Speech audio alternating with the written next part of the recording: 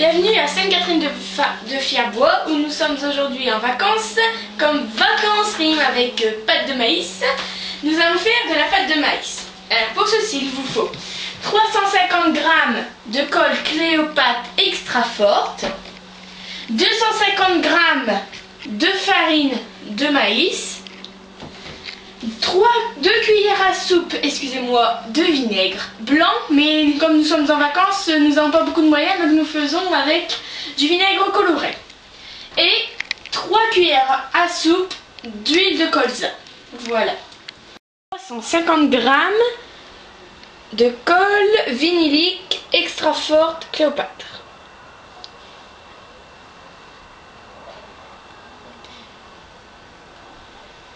Voilà.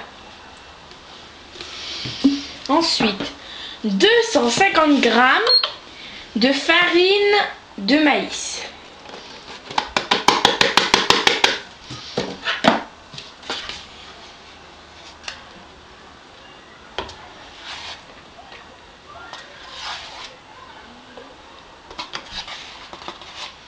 On en a mis un petit peu plus parce qu'on a mis un peu plus de colle.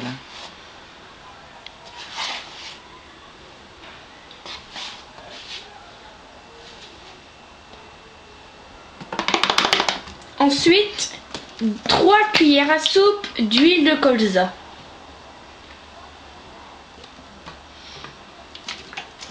Et enfin, 2 cuillères à soupe de vinaigre blanc. Mais bon, comme vous le savez, nous c'est de la colorée. Nous touillons jusqu'à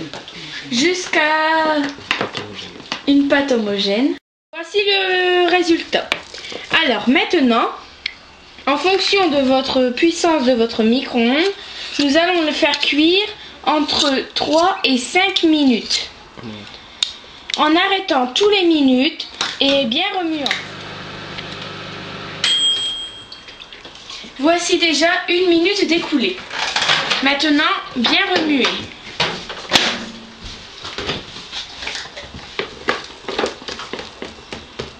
La consistance de la pâte n'a pas encore changé. Elle s'est seulement réchauffée. 2 minutes qui s'est écoulée. La pâte s'épaissit, mais n'est pas encore prête. À ce stade, nous allons vérifier tous les 30 secondes pour pas que la pâte colle trop. Ne soit trop cuite.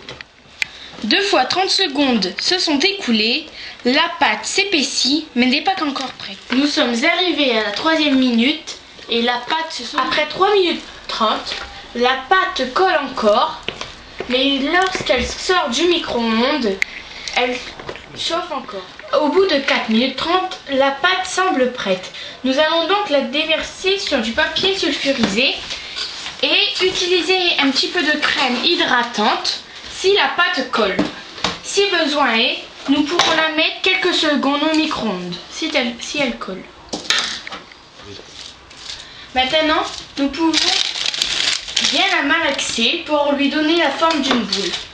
Avec cette boule, nous pourrons faire plusieurs choses. Des perles, des bagues, en sorte de bijoux, des figurines, des broches.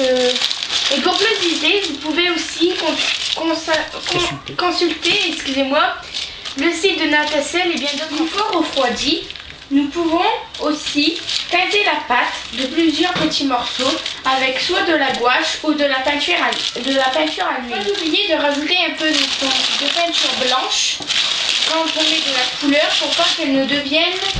Pour plus d'idées, vous pouvez aussi consulter le livre Déco et création où la reine de la porcelaine froide Natacelle nous consacre quelques idées. Quand elle est prête, nous pouvons emballer la pâte de maïs dans du film alimentaire avant de la teinter pour la laisser reposer quelques heures.